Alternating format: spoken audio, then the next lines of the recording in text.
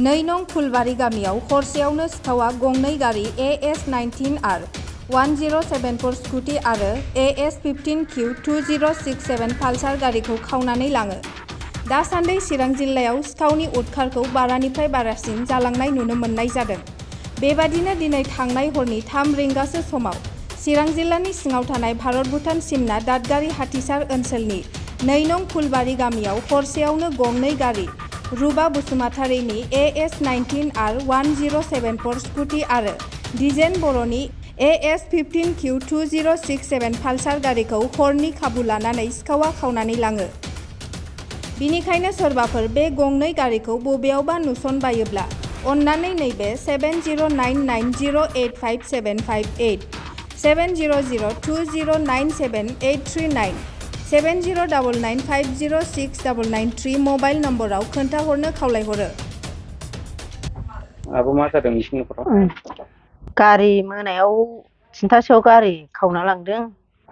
मा गारि? मा होनो स्कुटि हन्डा। ओमफ्राय बेसे मोनासो जागौमोन? 3थासो बायदियाव आन्दाज मोननाय बायदिबा 3थायाव आरो दा बेखौनो जोङो मोनबा सोरबाफोर खिन्थाहरबा नुनानै मादो आरो। लांग्रा मानसिखौ सोरखौबा सन्देह मोनदों नामा?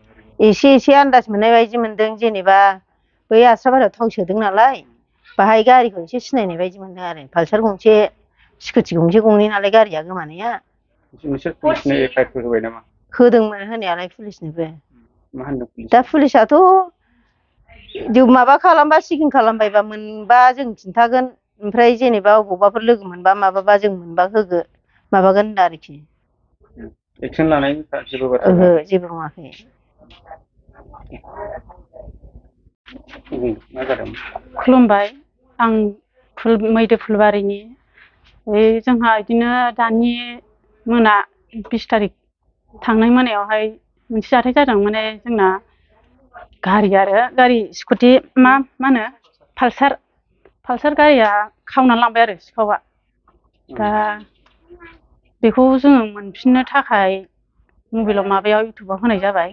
दा अननानै रायजो राजाया बेखौ मोनथियोबा सोरबाफोर नुदोंबा मबाइल नाम्बारखौबो होना होखानोसै आरो। दा बेजों लोगोसे होनानै रायजो राजाफ्रा नुयोबा अननानै खोन्थाहरबानो जाबाय आरोखि जोंनो मबाइल नाम्बाराव। पुलिसनो एफआइआर होगोन नामा? एफआइआरखौथ' हैदों, औ दहाय फुङावनो हैदों। पुलिसा माने एफआइआर होनायाव नागिरनो बायदि होनदों, नागिरगोन होनदों।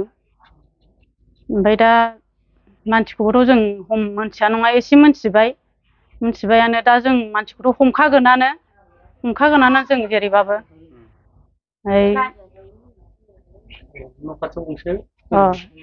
गारिया गंनै आरो, गंसे बाजैमोननि फिसाजोनि रुफानि आरो गंसेया जोंनि आरो। सिगांफोर बेफोरबायदि जादोंमोन नामा? सिगांथ' जों खोनायाखै, रावनावबो खोनायाखै। एबारसो फार्स्ट टाइम। बयबो बाहेरायावनो दोनजोबो, बेनिखायनो जोंबो सिथ्लायावनो दोनदोंमोन आरो न'नि बाहेरायावनो। माखासे जे गोबां मानसिफ्रानो बेबायदि जायगायाव बायहेरायावहाय गारिफोर दोनो, बिसोरखौ माबायदि सांग्रांथि होनो सानो? दा जोंनिखौ गोमाबाय बलथे जोङो बिसोरबो एसे मोजां दोननानै लाथोंसै, बेखौ दा आं बुङो आरो।